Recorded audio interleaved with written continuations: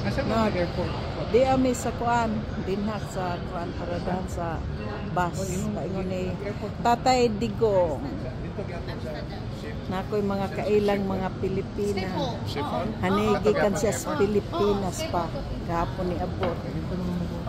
Hani Switzerland. Unsa imong gisakyan? Katay or Katay? Oo.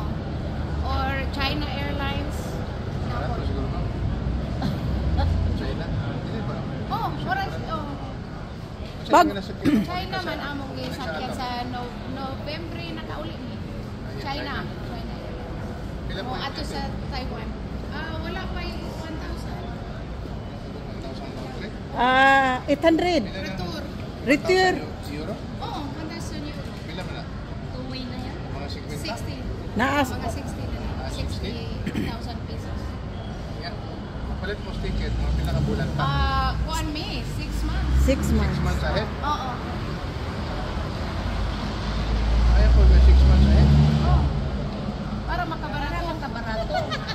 Kaya nadawat ang akong visa karon. Pagkasunod na adlaw, lupa din mo. Siyempre, VIP. Switzerland. VIP di ay. BNB. Ngabot diri, bisitang Tatay Digong. Di makakapalit ang ticket. Nagtrabaho ka sa ila? Wala. Taken siya. Sa kuan, sa government. Ito muna. Aw! Sa LT Park. Dali ra siya maka-avail. Oh, dali ra. Opting mga na ticket. Oo. Pila ka bulan. Sa imo na. Iniabot na sa 100K. Nakubalik na rin yung manap nito. Oo.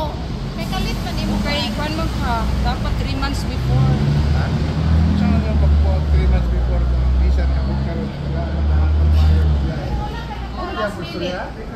Muna among nakaila do kabuk taga Switzerland. We are here. Oh, mubakasyon ni Switzerland. We are Ato mi sila ha. almost there. Oh. Ready to go na ka na ay kuan.